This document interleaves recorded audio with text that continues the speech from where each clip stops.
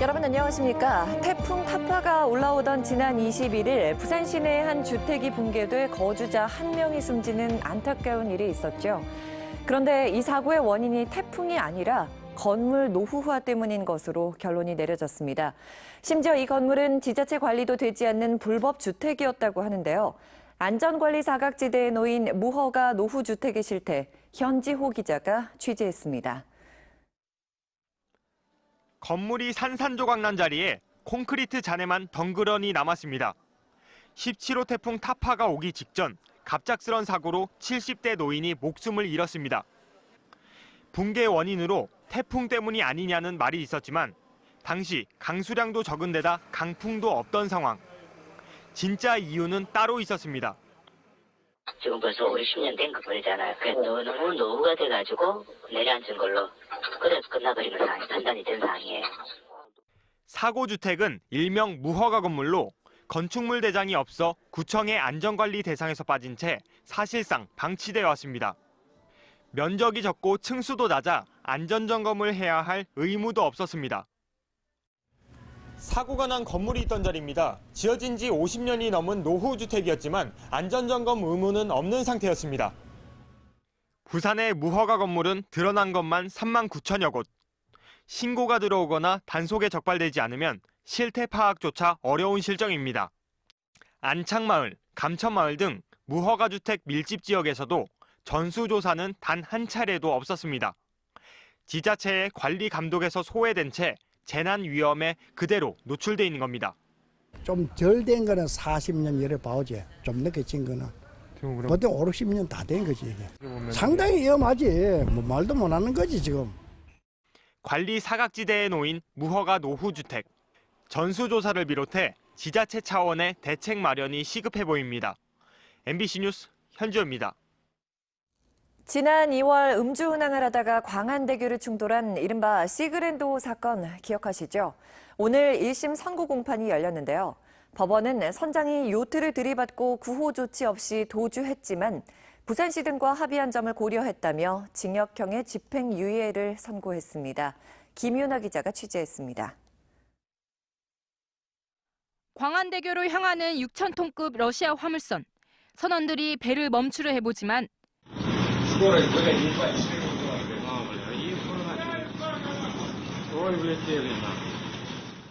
결국 광안대교와 충돌합니다. 선장 S씨의 혈중 알코올 농도는 0.086%. 음주 상태로 비정상적인 출항 지시를 내려 요트와 바지선을 들이받아 3명을 다치게 하고 도주하다 광안대교 하판을 들이받은 겁니다. 검찰이 S씨에게 내린 구형량은 징역 5년. 하지만 1심 재판부는 징역 2년 6개월에 집행유예 4년을 선고했습니다. S씨의 혐의 5개 가운데 업무상 과실 선박 파괴 부분만 무죄, 음주 운항과 선박 교통사고 도주 등은 모두 유죄로 판단했습니다. 주요 쟁점은 선장의 도주 여부.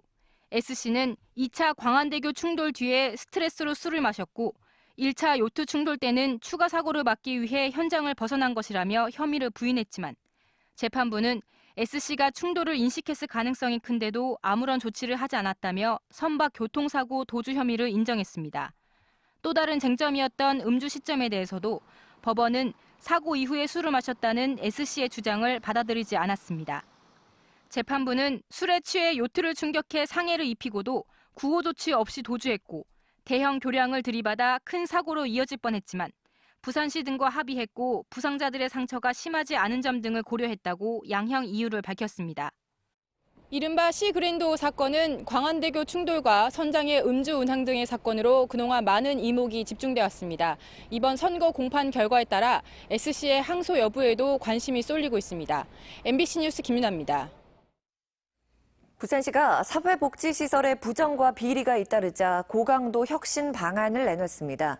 지자체 차원에서는 첫 시도인데요. 복지법인의 족벌 경영 방지 대책과 관련 공무원의 낙하산 취업 방지 대책 등이 포함됐습니다. 조재형 기자입니다. 부산의 한 노인 요양원입니다. 이 요양원이 속한 법인엔 모두 4개 복지시설이 있는데 여기서 일하는 법인 대표와 임원 등 10여 명이 친족 관계입니다. 이들 중 한 명은 허위로 장기 요양급여 8천여만 원을 챙겼다 형사처벌을 받았습니다. 이사장 조카인 사무국장이 수천만 원을 횡령하거나 이사장 처가 원장으로 일하면서 유령 직원을 채용해 2억 6천만 원을 챙긴 법인도 있습니다.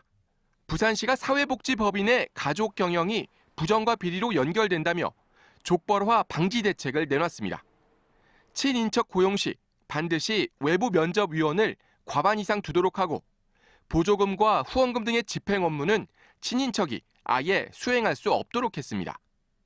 규정을 지키지 않을 경우 시 보조금 지원 중단과 환수에 나설 예정입니다. 보조금의 의존도가 상당히 높기 때문에 보조금의 교부 조건으로서 저희가 이 부분에 대해서 이행을 하지 않았을 경우에 보조금 지급을 중단한다고 하면은 충분히 또 부산시는 시 복지 관련 공무원이 낙하산으로 관할 복지시설에 시설장으로 재취업하는 걸 막기 위해 다음 달부터 낙하산 인사에 대해선 인건비 보조금도 지급하지 않기로 했습니다. 모두 전국 첫 시도입니다. 불이익을 주는 것은 의미가 있지만 그로 인해서 나타날 문제들, 예를 들면 그 해당 시설의 불안정성, 직원들의 불안함, 주민들의 불편함 이런 것들이 있을 수 있거든요. 그렇기 때문에 이제 근본적인 그 대책이 좀 나옵니다. 부산시가 보조금을 지원하는 사회복지시설은 모두 900여 곳으로 해마다 2,700여억 원의 국시비가 지원되고 있습니다. MBC 뉴스 조지영입니다. 스테인리스 부문 세계 1위 철강업체로 꼽히는 중국의 청산강철이 부산 진출을 6개월째 추진하고 있습니다. 하지만 국내 철강업계는 물론 지역 경제계와 노동계가 모두 강력하게 반발하고 있어 부산시는 난감한 입장에 놓여 있습니다. 정은주 기자입니다. 민주노총 금속노조 소속 노조원들이 부산시청 앞 광장에 모였습니다. 세계 1위 스테인리스 생산업체인 중국 청산강철의 부산 진출을 반대하는 집회입니다. 자기 나라 철강산업 근간이 무너지고 국익을 해치고 자국의 노동자들이 길거리로 내모는 이 기막힌 사업을 중단하자는데 중국 청산강철이 미음산업단지에 연간 60만 톤 생산 규모의 공장을 짓겠다며 부산시에 투자 의향서를 낸 건 지난 3월입니다. 부산 진출로 직접 고용 500명 등 모두 2천여 명 이상의 신규 고용을 창출하겠다는 계획도 내놨습니다. 하지만 한국철강협회 등은 중국산 우회 수출 등으로 인한 무역 제재 가능성과 국내 업체 고사, 실업률 상승 등을 이유로 중국 업체의 부산 진출 백지화를 촉구했습니다. 여기에 부산상위도 부산 경제를 활성화시키려는 부산시의 노력에는 공감하지만 국가 기간 산업인 철강 산업의 생태계를 위협할 수 있다는 점에서 깊은 우려와 재고를 바란다며 반대 입장을 내놨습니다. 이에 대해 청산강철과 합작으로 일을 추진 중인 국내 길상그룹 측은 청산강철은 중국 회사지만 원소재는 100% 인도네시아산으로 스테인리스 냉연 제품의 경우 생산지를 원산지로 인정받기 때문에 우회 수출이란 용어 자체가 부당하다. 값싸고 질 좋은 원자재 공급으로 국내 관련 업계의 경쟁력 회복이 가능하다고 주장하고 있습니다. 한편 중국 철강업계의 부산 진출과 관련한 지역의 반발이 거세지자 부산시는 투자 의향서 접수 6개월이 지났지만 아직 정해진 방침은 없고 지역 경제와 철강 산업에 미치는 영향을 면밀히 분석 중이라고만 밝혔습니다. MBC 뉴스 정은주입니다. 태풍 타파로 인한 강풍으로 농경지 피해가 속출하면서 군에서도 긴급 피해 복구 지원에 나섰습니다. 육군 53사단은 오늘 지난 주말 태풍 타파가 몰고 온 강풍으로 피해를 본 강서구 일대 농가에 군 장병 130여 명을 투입해 피해 복구 작업에 나섰습니다. 강서구청에 따르면 이번 태풍으로 강서구 일대에서만 102만 제곱미터의 벼 작물이 강풍에 쓰러졌고 비닐하우스도 12만 제곱미터가 파손됐습니다. 더불어민주당은 오늘 국회의원회관에서 이해찬 대표와 지도부가 참석한 가운데 부산시와 제2차 예산정책협의회를 갖고 내년도 부산시의 국비 확보와 지역 현안사업 지원 방안을 논의했습니다.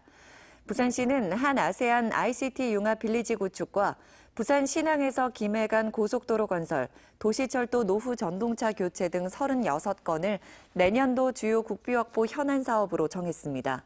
또 2030 부산 월드엑스포 유치와 2019 한 아세안 특별 정상회의 부산 개최 지원, 수도권 공공기관 2차 지방 이전 지원 등 핵심 현안도 건의했습니다. 조국 법무부 장관 딸의 부산대 의전원 성적 등 유출 경위를 수사하고 있는 양산경찰서는 현재까지 부산대 관계자 10여 명을 조사한 것으로 알려졌습니다. 경찰은 자유한국당 곽상도 의원이 조 장관의 딸의 유급 사실을 공개한 것과 관련해 해당 자료가 부산대에서 공식 경로를 거쳐 곽 의원실로 넘어간 사실을 확인했으며 현행법 위반 여부를 법률 검토하고 있습니다.